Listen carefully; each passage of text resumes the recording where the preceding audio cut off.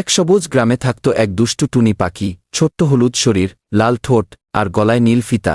সে সারাদিন আমগাছের ডালে বসে দুষ্টুমি করত, কখনো চড়ুইয়ের লেজ টানত, কখনো কাঁচা আম ফেলে হাঁসকে ভয় দেখাত। একদিন সে গরুর কানে ঠোকর দিল, গরু চমকে উঠল। টুনি হেসে উড়তে লাগল, কিন্তু হঠাৎ সে মৌমাছিদের বিরক্ত করল। মৌমাছিরা তাকে তাড়া করল। ভয়ে টুনি অনেক দূর উড়ে গেল। ক্লান্ত হয়ে ফিরে এসে সে দেখল একটি ছোট পাখির বাচ্চা বাসা থেকে পড়ে গেছে। টুনির মন নরম হয়ে গেল। সে আলতো করে বাচ্চাটিকে তুলে বাসায় পৌঁছে দিল। মা পাখি কৃতজ্ঞ চোখে তাকাল। সেদিন টুনি বুঝল, দুষ্টুমিতে নয়, ভালো কাজেই আসল আনন্দ। এক সবুজ গ্রামে থাকত এক দুষ্টু টুনি পাখি, ছোট্ট হলুদ শরীর, লাল ঠোঁট আর গলায় নীল ফিতা। সে সারাদিন আমগাছের ডালে বসে দুষ্টুমি করত, কখনো চড়ুইয়ের লেজ টানত, কখনো কাঁচা আম ফেলে হাঁসকে ভয় দেখাত।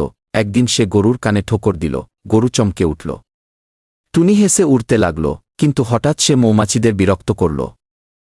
মৌমাছিরা তাকে তাড়া করল। ভয়ে টুনি অনেক দূর উড়ে গেল। ক্লান্ত হয়ে ফিরে এসে সে দেখল একটি ছোট পাখির বাচ্চা বাসা থেকে পড়ে গেছে। টুনির মন নরম হয়ে গেল।